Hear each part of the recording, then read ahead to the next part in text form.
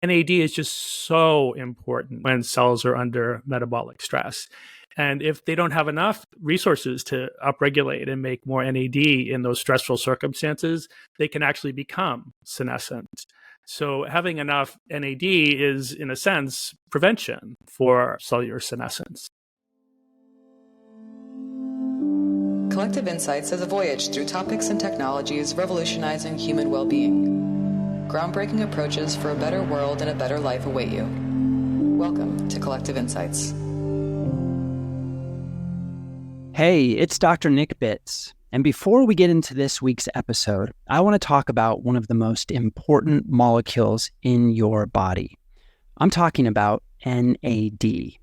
NAD is found in every living cell and serves as a catalyst for biological processes in the body, such as converting food into energy, safeguarding DNA, fortifying cell defenses, and activating key pathways associated with longevity. The NAD molecule is absolutely crucial for keeping you in your prime. But here's the hitch. NAD levels dramatically decline as you age, especially starting in your 30s and 40s. And as NAD levels fall, you begin to see and feel the signs of aging. So it becomes increasingly vital to support your body's NAD levels in order to maintain and really to optimize cell health as you age. Enter Qualia NAD+.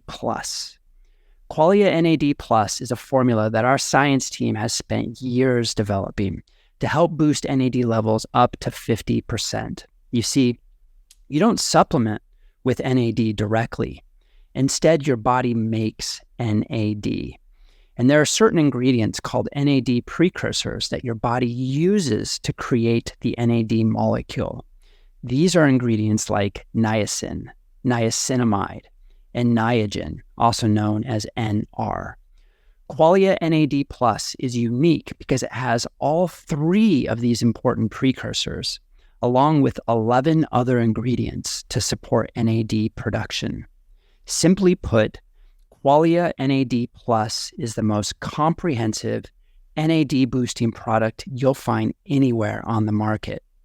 To learn more about NAD research and to try Qualia NAD+ risk-free for 100 days, go to neurohacker.com/podcastNAD and use code PODCASTNAD for 15% off Qualia. That's podcast, NAD, for better aging at neurohacker.com/podcast, NAD. Hello, and welcome to Collective Insights. I'm Lauren Alexander, the host today, and we're going to be talking about NAD. Yes, if you've been in the biohacking world, this word, NAD+, has come up a lot, mainly because we know of one big fact. NAD declines as we age. And as biohackers, optimizing and improving the aging process is a core tenet or value to being a biohacker. So the more information that we get about the aging process and things that are involved in the aging process, the more interested and ears perk up in hacks and tools and tactics. And so we're going to get into all of that. We have two of the most brilliant minds on the subject matter, Dr. Greg Kelly, who is the Senior Director of Product Development at Neurohacker Collective, naturopathic physician, and author of one of my favorite books, Shape Shift. We also have Nick Bitts. Dr. Nick Bitts is also a naturopathic physician. He specializes in Ayurvedic medicine, and he's the leading voice in the natural product supplement industry and serves as a Senior VP of Product Development at Neurohacker Collective. So today, just sit back and enjoy this deep conversation about healthy aging and NAD+. With that, I'll kick it off. My first question is pretty obvious. What is NAD? So NAD is really a hub molecule when it comes to metabolism. I think of it as has a number of jobs, but I think of it as three major jobs. So one is NAD is absolutely essential to make ATP, so cellular energy. And that's maybe its most, well-known role. The second role is as something called NADP. It's used to fuel our antioxidant defenses and make molecules like glutathione that are necessary for cellular detox. And the third major job is what I think of as consumption jobs. So the NAD molecule basically gets consumed or broken apart. Think of it as being eaten to drive certain processes. One of those is repairing DNA. Another is driving cellular stress response pathways. So when I think of NAD and why is it important, I think of it, it's just this central molecule that so many parts of cellular metabolism flow through, and something that just is instrumental for doing jobs that make energy, help us detoxify from the world, and ultimately repair damage to cells and mitochondria. Yeah, I mean, when I think about NAD, I just think about how ubiquitous it is. I mean, it's in every cell in the body. We find that mostly it's in the mitochondria. And so when I think of NAD, I think of energy, right? The mitochondria is the powerhouse of cells. So it's an energy transfer molecule. I think first and foremost, what it does is it actually will acquire electrons from food and then convert that into cellular ATP energy. And this is, I think, very different than the type of energy that most know and love. Like when you drink caffeine, right? That impacts the central nervous system so that people feel more energized. But what ATP is doing is it's actually releasing energy at the cellular level so that cells can do work. And cells can't do work without NAD. NAD is the shuttle of that electron chain that pushes the ATP production so that cells can do the work that they need to do. And so for me, NAD is really just true energy for the body. It's not this external derived feeling of energy that you get with sugar or caffeine, but like true core energy at the cellular level. It does so many more things too, Greg. You alluded to the fact that it's a signaling molecule and it impacts pretty much every facet of being human, mitochondrial function, circadian rhythms, immune response, inflammatory response, cell division, on and on and on. But I think of ATP and NAD as being synonymous because of how they work together. So how does NAD play in the hallmarks of aging or other aging theories? So the hallmarks of aging in the most recent paper, An Expanding Universe, moved the needle from 9 hallmarks to 12, a full dozen now. And NAD either directly or indirectly plays in all of them. The ones that it's most directly usually thought of, one of them is called mitochondrial dysfunction. So as Nick just alluded to, without NAD, our mitochondria would grind to a halt. They just wouldn't be able to do one of their main jobs, which would be making ATP from the food that we eat and the air that we breathe. Another big hallmark is what's called genomic instability. So basically errors in our DNA propagating.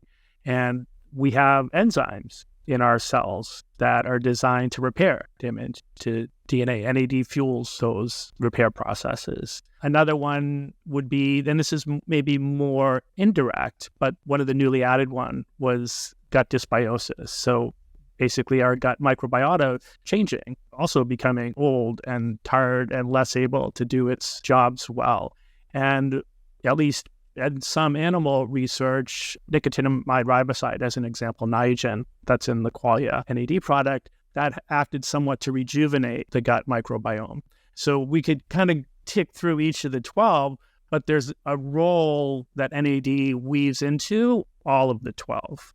Yeah. And, we talk a lot about senescence as well. And we know that senescent cells secrete these SAS factors, which are these inflammatory compounds, one of which is this compound called CD38. And CD38 tends to have this relationship with NAD because it relies on NAD to activate itself. The NAD is the substrate for this inflammatory marker in the body. And so when you have a lot of senescence, you're using up the body's NAD. And you see a reduction in NAD over time. But yeah, there's really none of the hallmarks that are untouched by NAD. It really is impacting all aspects of aging. And we're just starting to tease out exactly how NAD impacts the many hallmarks of aging. Well, and I want to just touch on senescence since Nick brought it up. The experts on NAD, so like Charles Brenner, who we'll have on an episode of Collective Insights podcast coming up, his work mostly is about where NAD fits into the metabolic stress picture. So think of cells just like, us. They're under potentially all different forms of stress, right? So collectively, that might be thought of as metabolic stress. And NAD is just so important when cells are under metabolic stress. And if they don't have enough resources to upregulate and make more NAD in those stressful circumstances, they can actually become senescent. So having enough NAD is, in a sense, prevention for cellular senescence. So when do NAD levels start to decline for a healthy human? So I would say it's progressive. Starting in most people by their late 20s, there'd be a decade by decade decline. And somewhere in an average person by, say, 50s, they'd have roughly, at least in some tissues, about half the level of NAD that you'd find in a healthy 20-year-old. And then as we get older, they can decline even more. And that connection with NAD declining progressively with age is so strong that some researchers have even suggested measuring it as just a biomarker of healthy aging.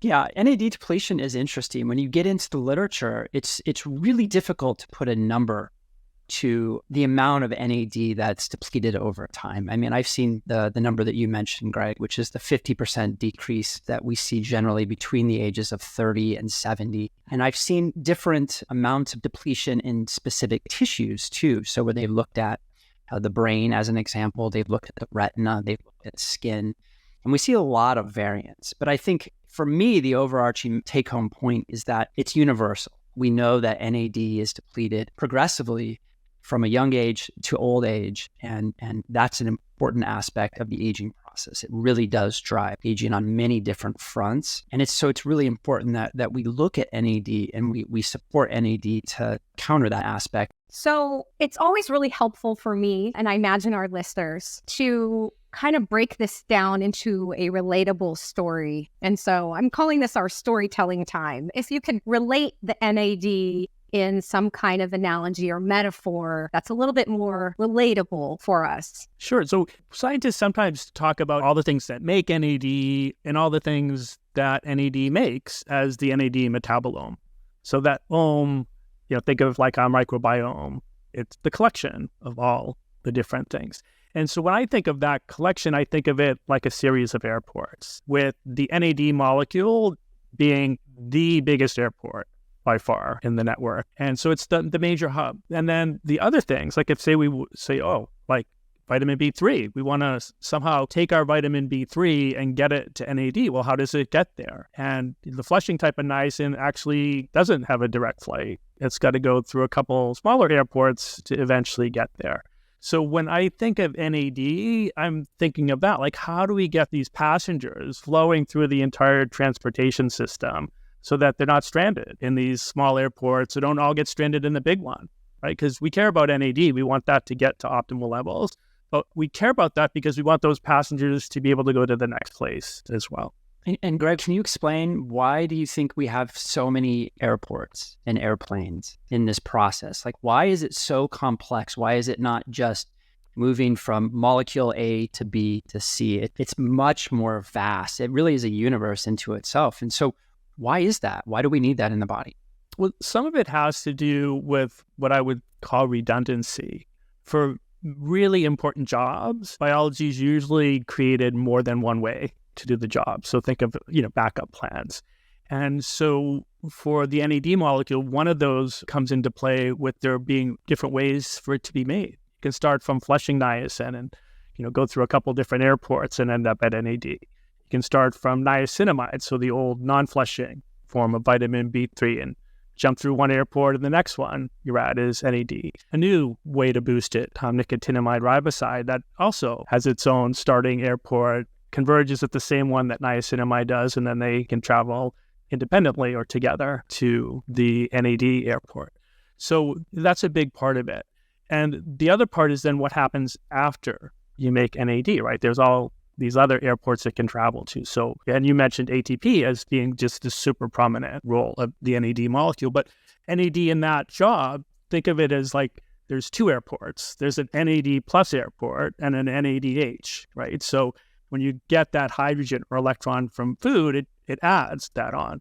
NAD plus becomes NADH. That's basically now you're at a new airport. And so, some of the NAD plus in our cells and our mitochondria needs to go that way. But then after it gives those electrons up, making ATP, it basically journeyed back to the NAD airport.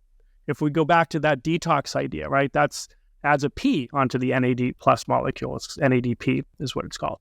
That's its own now airport traffic direction where it's fueling detoxification and making glutathione. Yeah, for me, it's really insightful when I look at the map of the NAD metabolome, and you can see all of the inputs and outputs and kind of the flow, the energy flow of this molecule. I think it's really telling how complex this system is. Well, I think going back to that airport analogy, right? So what we know is, let's say someone my age, right? I'm in my early 60s. I just have less, NAD passengers at that major airport than I would have had when I was 20. And if we looked at, other airports in the system, we'd find like a whole bunch of passengers stranded at places before that, right? So we need to move those, we want to give resources to build more NAD molecules, but we need to move the passengers we have along the chain, right? We need that flux through the system. And I think that's a big part of what's not happening well with aging. And one of the things I found most interesting, and this goes back to when we were doing Qualia Life in a paper that came out around that time, and it was something along the lines of the NAD metabolome in plasma is dysregulated in aging by a super famous researcher named James Clement, big name in the longevity space. And what he found in that study was, no surprise, NAD was decreased as people got older. But what he also found is certain other airports, some had too few passengers, but others had too much. And so it was as if certain airports, there was a weather event and people just got stuck there. And the thing to me that was then made sense was what you were talking about, this NAD metabolome map. So looking at that map, okay, where are there too few people and where are there too many? The thing always that was between those two was ATP. And so wherever you needed ATP to move passengers from one of the hubs to the next, they just weren't getting moved efficiently as we got older. And at the time, I remember, speaking with Daniel Smachtenberger, one of our founders, about this. And we were like, we care about NAD because it helps make ATP. But if ATP is needed to also make NAD, we should care about both. And so we built that logic in to both Qualia Life, but now Qualia NAD. So you said a few times now that nearly everyone, that's in the 30, 40 range has low NAD levels. What are some symptoms of low NAD that you could detect or diagnose yourself? So NAD's been known about since, I think, 1920s. So let's just say approximately 100 years. And since the late 30s, it's been known that niacin, the flushing vitamin B3, and niacinamide, the non-flushing, help to make NAD. And the reason that research happened in the first place was because they started to see what would be now thought of as the vitamin B3 deficiency state show up in a widespread manner in the early 1900s. And the classic way to think about vitamin B3 deficiency is the 3 Ds. So one of the Ds is dermatitis, which would be like a red, scaly rash, easier sunburning, things like that. Our skin is just not resilient. Another D would be dementia, right? So what they would see is, what we think of as dementia now in a medical sense, but they would see mental confusion and poor memory and cognitive things show up. And the last D was diarrhea. So what they would see is, starting to have issues with GI health. Now, step back. So instead of deficiency, we've got just inadequacy. We're not outright deficient. We don't have these signs and symptoms of that. But how might not having enough show up? And it's going to start to show up in those same big areas, right? Our skin's going to be less resilient. So we might start to see issues with our skin health. Our cognition is going to suffer a bit, right? We may not be as mentally sharp. We may feel a little brain foggy. We might not have the mental energy and that motivation to do things.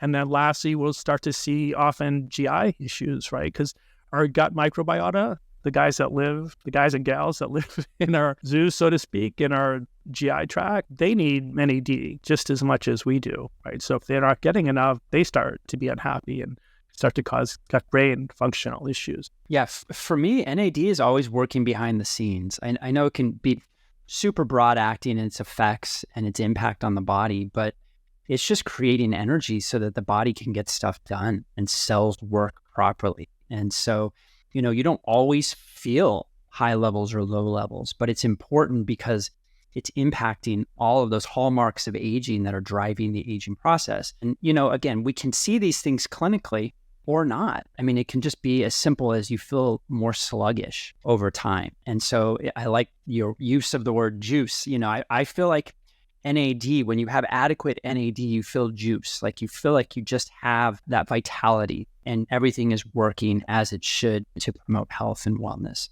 So it's not always super felt. I know when I was introduced to the molecule NR, which is a precursor to NAD, I believe it was like 2013. So it was maybe a decade ago when I was just starting to formulate dietary supplements.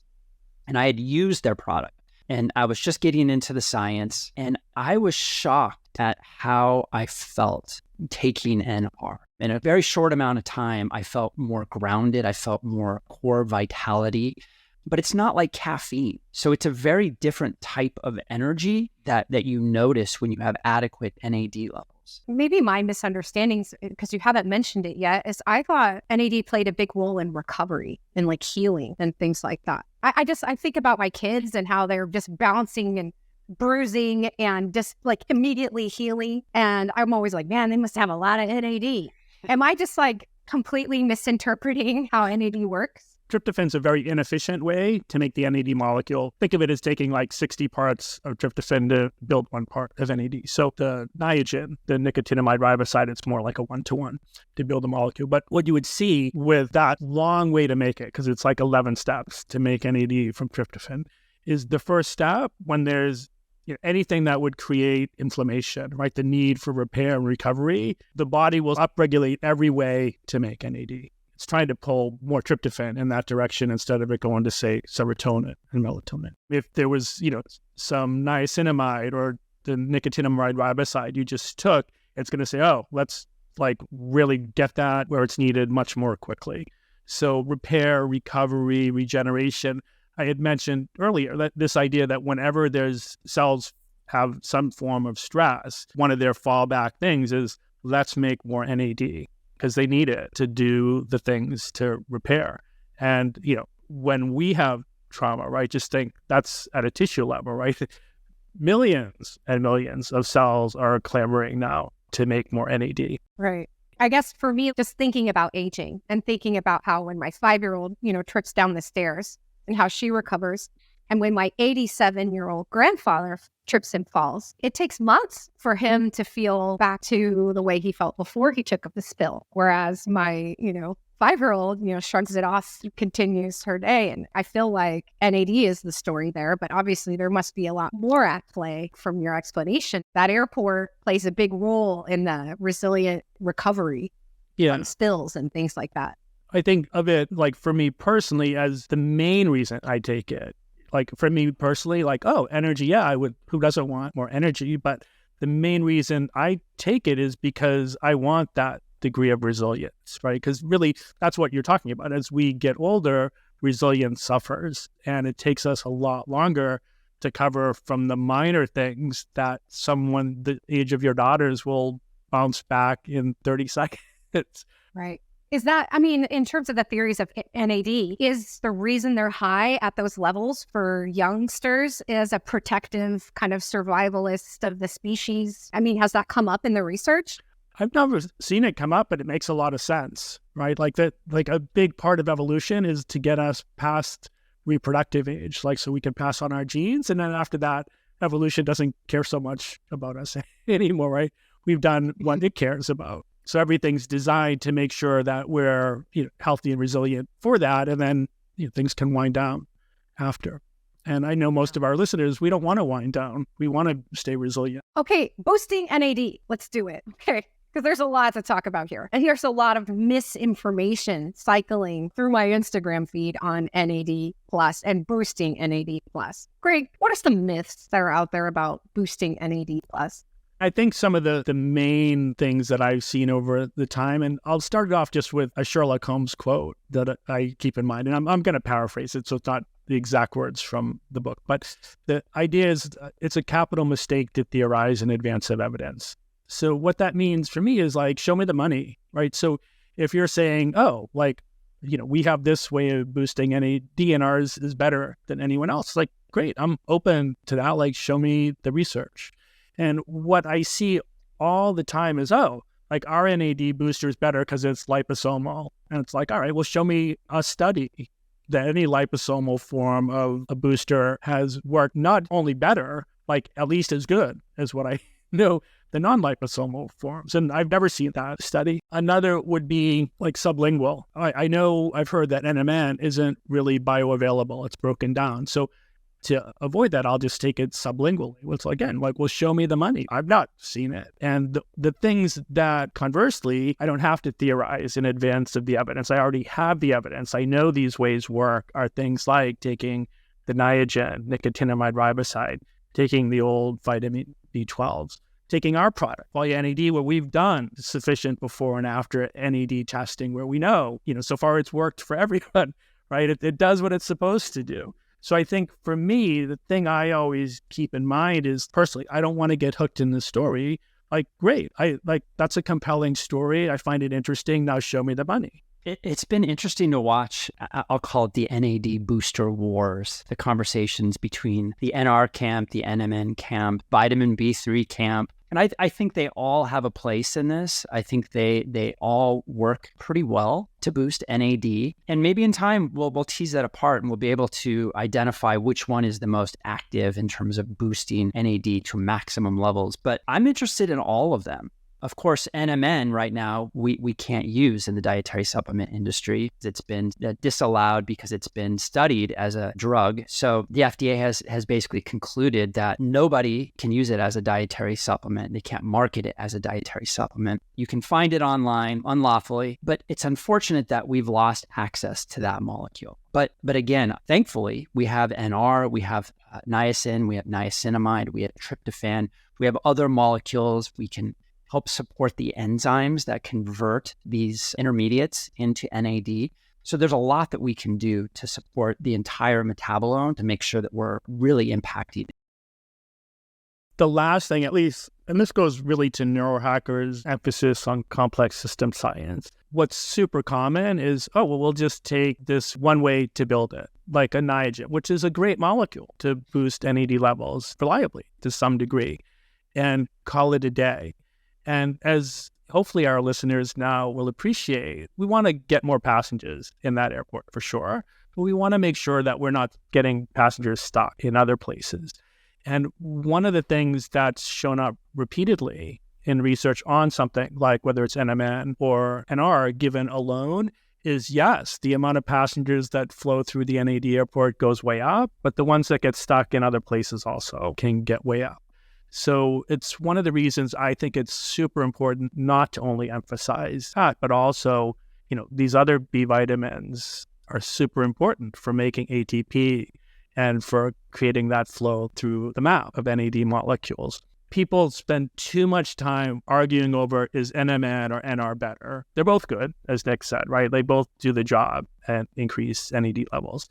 And too little is focused on, yeah, but there's all these other important NAD-related molecules. Like, we want to make sure that passengers aren't getting stranded all over the map, right? And that's, I think, what makes Neurohacker and the Qualia product unique is we think about things like that. And Greg, to elaborate on that point a little bit more about, facilitating the movement through the airport, can you just speak to caffeine? How does caffeine, as an example, fit into that? How does it help move passengers from one spot to another? And is caffeine good in this context? Yeah, so no matter what airport you started from, the NR one, the NMN one, the flushing niacin, tryptophan, all of them eventually converge on needing to get basically on the same plane to get from where they are to NAD. And that's an enzyme. The abbreviation is MNAT. And there's 3 variants of that. So just think of like there being in our brain, variant 2 is dominant as an example. Variant 1's pretty active throughout the body. And so The reason that's important is because, again, this idea of stranding passengers somewhere. So in neurons, as an example, we don't want passengers to get stranded at NMN. Whether you start from NR, NMN, flushing, or like non-flushing niacin, nicotinamide, all of them eventually converge at the NMN airport. So we want those passengers to move along. And the study I saw was, I don't remember the title, but the gist of it was this idea that NR and caffeine were synergistic for making NAD. I'm like, that's interesting. Why would that be? And when I read the study, what it turned out is that enzyme, the NMNAT2, the one that's in the brain, caffeine upregulates the activity of that. So basically, just think of it, more passengers can get from the NMN airport to NAD when there's caffeine. And one of the things that, and this is maybe more sophisticated than our audience would be used to hearing, is that often it's about ratio of things for cells to do their job. So we don't want too many people to get stuck at MNN. We want the ones that are arriving there to float through. And caffeine helps with that enzyme activity. It helps upregulate. So just think of it, more passengers that no matter how they're coming in to the NMN airport get to fly on to their NAD destination with a small amount of caffeine.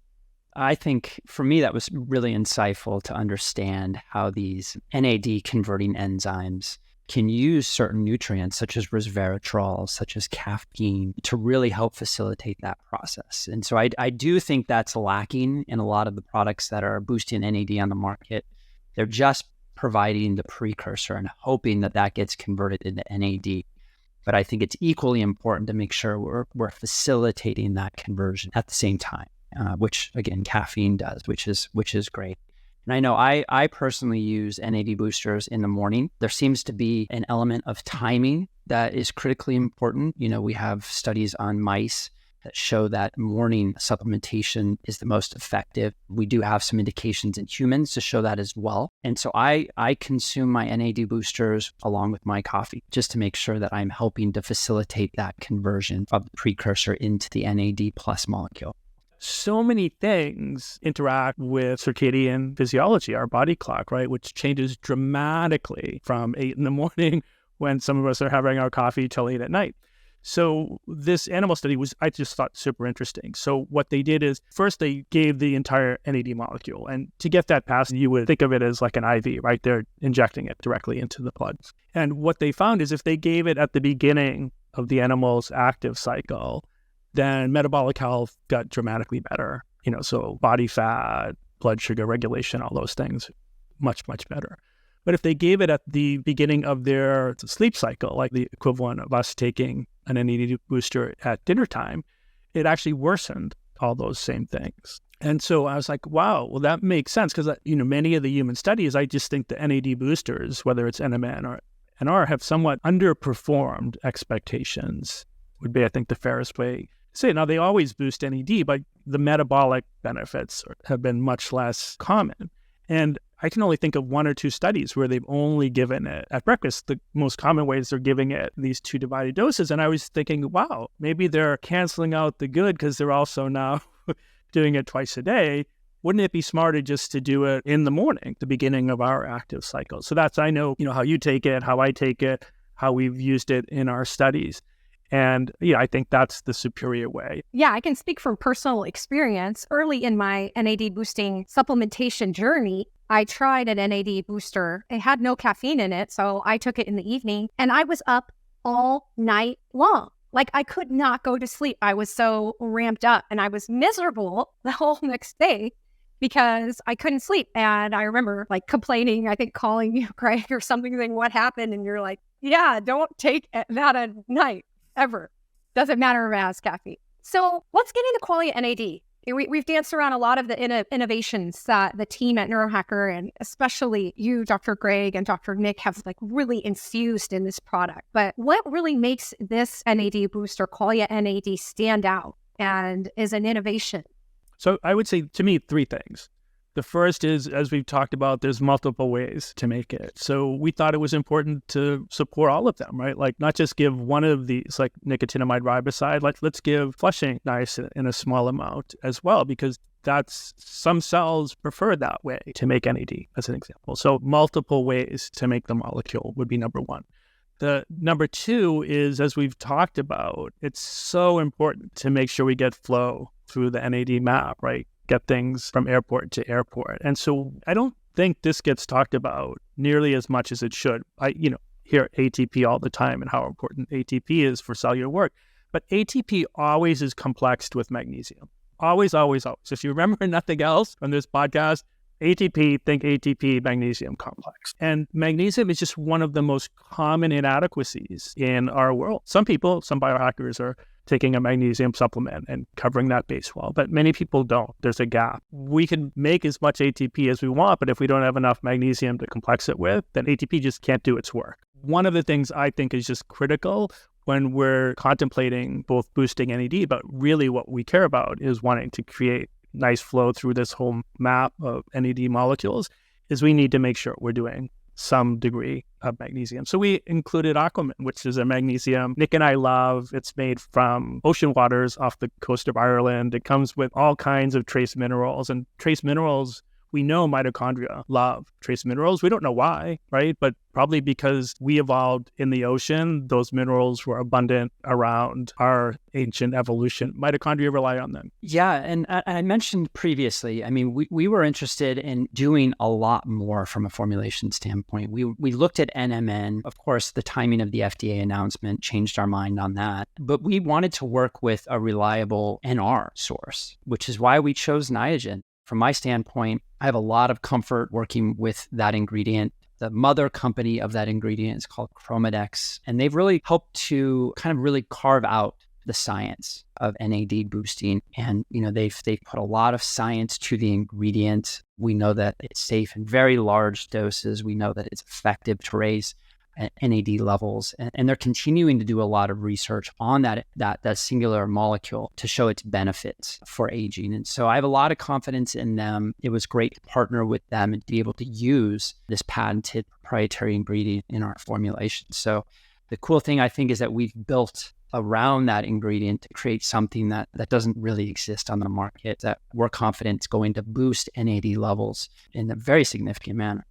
So I want to now go back to another innovation. So I mentioned the magnesium ATP complex, but we also want the ATP part of that. We want to be able to make as much. And I know the conventional wisdom is that our bodies make and remake about our body weight in ATP every day, which is just crazy when you think about it, right? That how quickly and rapidly that molecule is just being used and remade and used and remade. And Nick talked about earlier that it's food, right?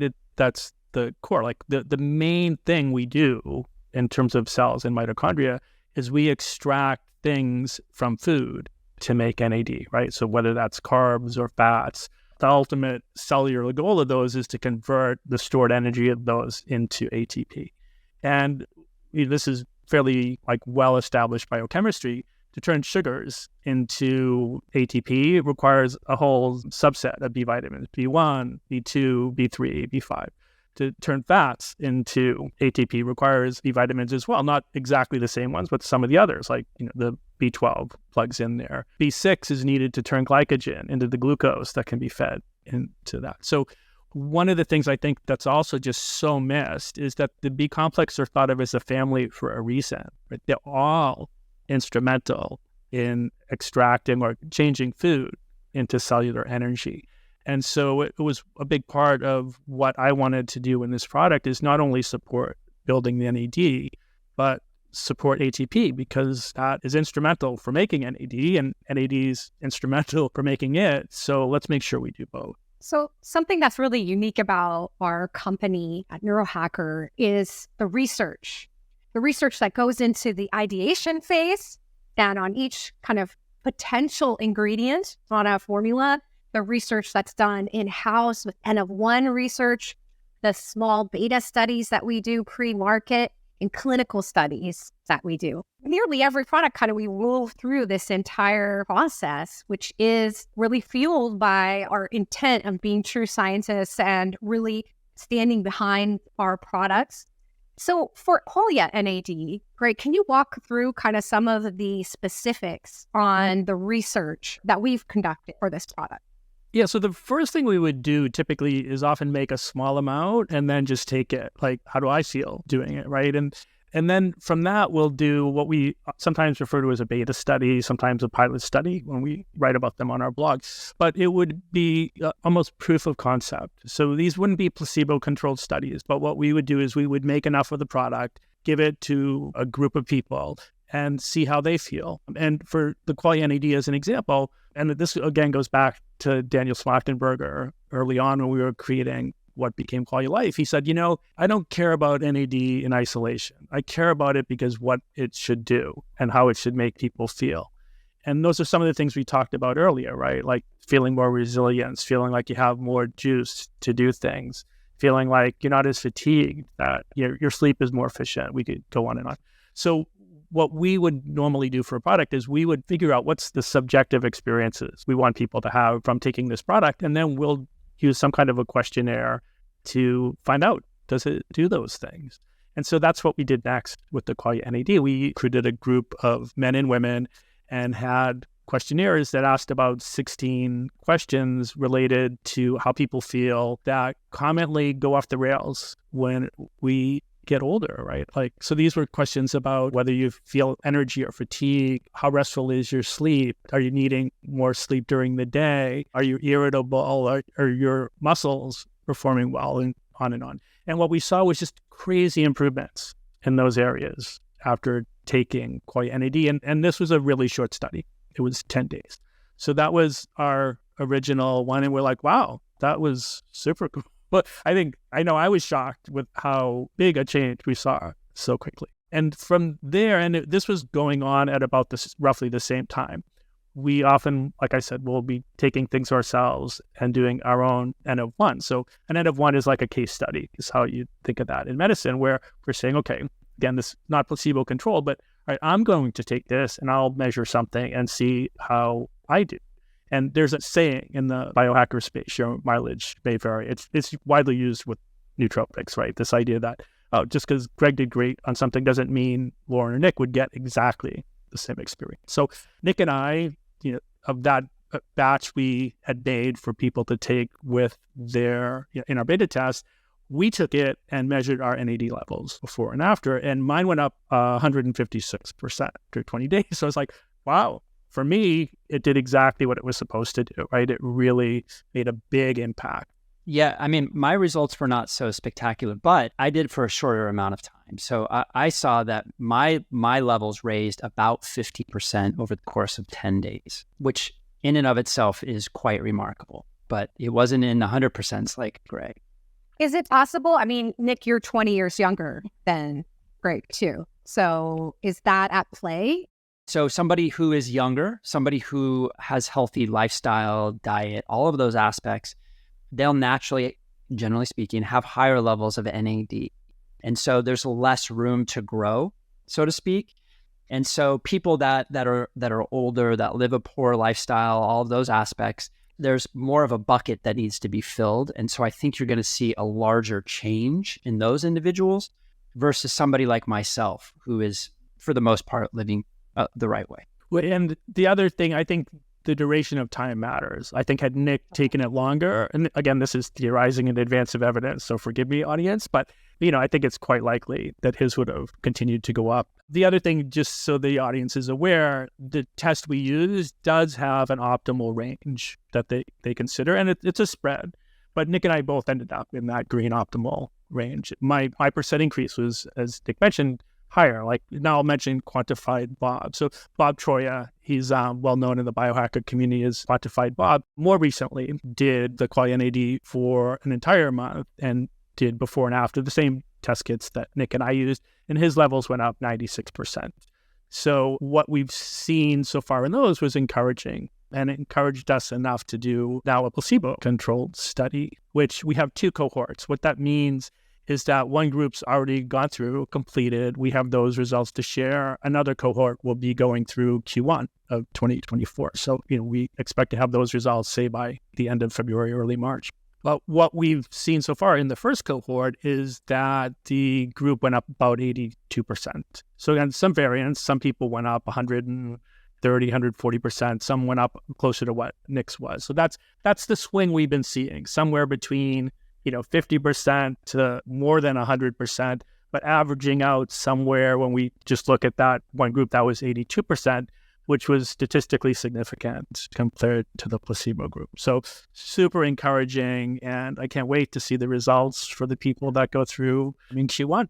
Great. Well, we covered a lot on this really unique formula, the 3 precursors versus 1, the support through magnesium, through coffee berry, that form of caffeine, which internally was a highly contentious decision to include caffeine in this formula that Greg really held his guns. Rightly so, as we're seeing the result of just this really low dose of caffeine moving the passengers effectively through. But is there anything else you want to add on in terms of the uniqueness and the thought and care that you put into this formula? So I mentioned that I think there's 3 areas that make this unique, right? The multiple precursors, right? More than one way to make NAD. The idea of supporting the transportation through all these different molecules, right? Making sure things don't get stranded. And the last is, I mentioned that ATP is, made and then used and made and reused over and over and over in our cells all day long. But NAD is somewhat similar, right? It's made, consumed, remade. And so that's one of the things that we haven't touched on, but that remaking of it, right? So that's magnesium, the B vitamins are somewhat involved, but it's one of the reasons we put the resveratrol in, right? We wanted to support that remaking. So that's that last part, right? So when you think of Qualia NAD, think of redundancy. We've got that base covered, doing the work to get all these things so they don't get stranded somewhere in the NAD map. And then last, being able to make and remake over and over as our cells need this molecule through the day. And then the last thing I would say is that timing piece. I think over time, more and more people will talk about how important the timing of when you take our NAD products. We're already talking about that at Neurohacker. Yeah, I'll just quickly mention too that it's critically important that you continually do these things. We need to look at it from an offensive and defensive perspective. This isn't the end all and be all, but we've designed this product to be an everyday product, which is unique for us. Most of our products are meant to be used 5 days on, 2 days off, giving the body a break. This product is designed to really help to fill the pool that's been leaking over the course of time as we age, and to fill that NAD level. It's not something that you need to do eternally, but it's something that you need to do consistently to make sure that you're really maximizing your expression of NAD in the body to optimize health overall. And so that's fairly unique for us. And I would always add on that it's a tool. We need to make sure that we're doing these other things around this product to really optimize the NAD molecule overall. We know that calorie restriction can help boost NADs. Exercise is probably the most important thing that we can do to maximize NAD. We're finding that heat exposure, cold exposure, limiting sun exposure. If you get too much sun, it creates DNA damage, which can impact the levels of NAD. There's a lot of things we can do around this product to really maximize our expression of NAD over time as we age. And then the last thing I want to just add in for our audience is one of our goals at Neurohacker with the Qualia line of products is that you'll take our products and you'll feel something good. One of the things that came out even in our original beta study was how frequently the participants commented about feeling more energy. And one comment was a fairly long one, essentially said something like, "Oh, I've taken all kinds of different NAD boosters.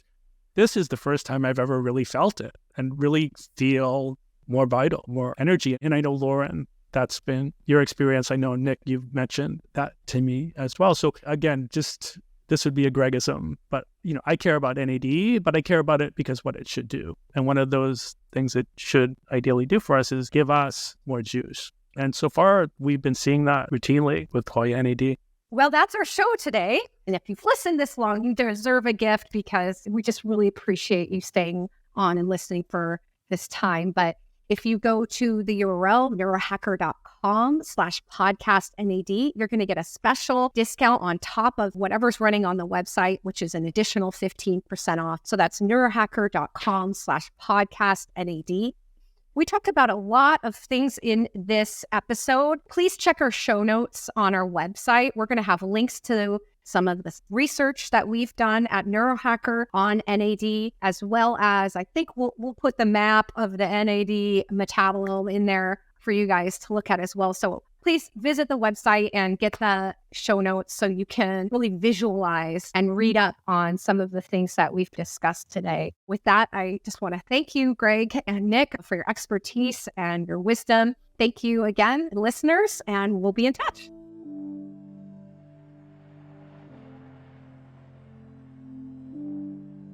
This podcast is for informational purposes only. The podcast is not intended as a substitute for professional medical advice, diagnosis, or treatment. You should not use the information on the podcast for diagnosing or treating a health problem or disease, or prescribing any medication or other treatment. Always seek the advice of your physician or other qualified health provider before taking any medication or nutritional, herbal, or homeopathic supplement, and with any questions you may have regarding a medical condition. Never disregard professional medical advice or delay in seeking it because of something you have heard on this or any other podcast. Reliance on the podcast is solely at your own risk. Information provided on the podcast does not create a doctor-patient relationship between you and any of the health professionals affiliated with our podcast. Information and statements regarding dietary supplements have not been evaluated by the Food and Drug Administration and are not intended to diagnose, treat, cure, or prevent any disease. Opinions of guests are their own, and this podcast does not endorse or accept responsibility for statements made by guests. This podcast does not make any representations or warranties about guest qualifications or credibility. Individuals on this podcast may have a direct or indirect financial interest in products or services referred to therein. If you think you have a medical problem, consult a licensed physician. This podcast is owned by Neurohacker Collective.